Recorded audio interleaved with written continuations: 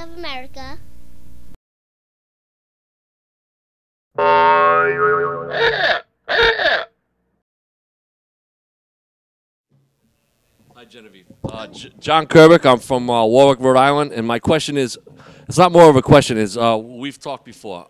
What I found interesting about the last time you were here is the way you expressed the discrimination that you're experiencing in your own experience as far as the job world, as far as being a paralegal and the experience that you have and the troubles that you have now because of your situation. Oh, yes, I used to be very straightforward, very upfront, and say that in my cover letter to my resume, I've done paralegal work for 17 years, and I'm very good at it, if I have to say so myself. But if I put that I'm a transitioning transsexual on my cover letter, which I have in the past,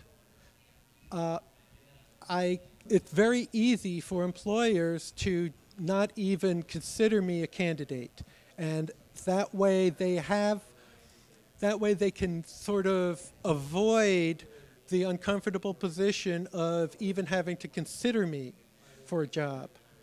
But so now I have basically taken that information off of my cover letter and hoping that a in-person interview will sort of help them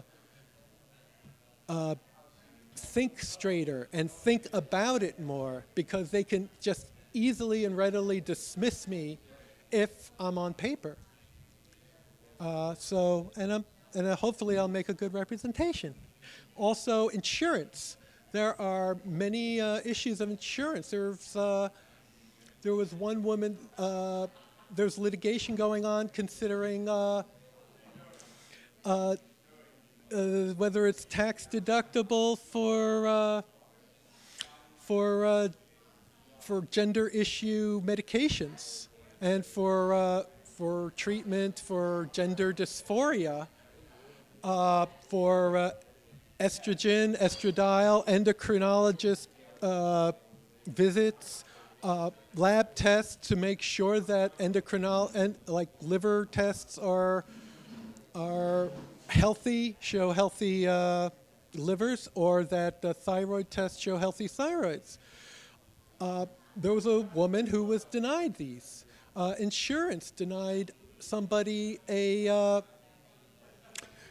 person died because the insurance company denied their claim because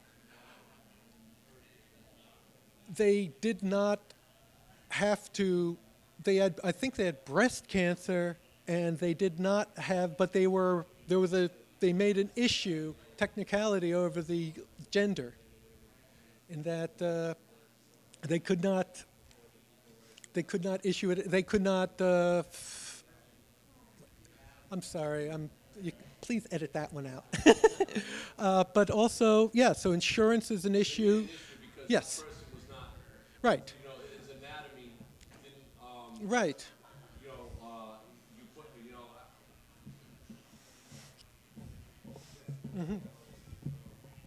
So the medical community made an issue out of the fact. So when you go in for treatment, they take your blood pressure, they take your pulse. Are you male or female? How do you answer that question? And if that person answered the question, well, I'm a male trying to become a female, then they came to the conclusion that, well, this person died. Did they just like totally deny the fact that this was a man, and through the transition had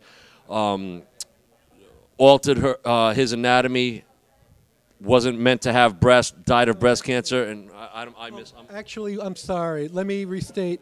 I think the issue was that he had transitioned as a man, but still had ovarian cancer. And so because they had no policy in which to cover a man with ovarian cancer, they disallowed it. And so I believe that's the case. If it's not, I'll call you up to correct it. This concludes this program broadcast. We the People, a freedom of speech television show. Go to www.wethepeopleofri.org.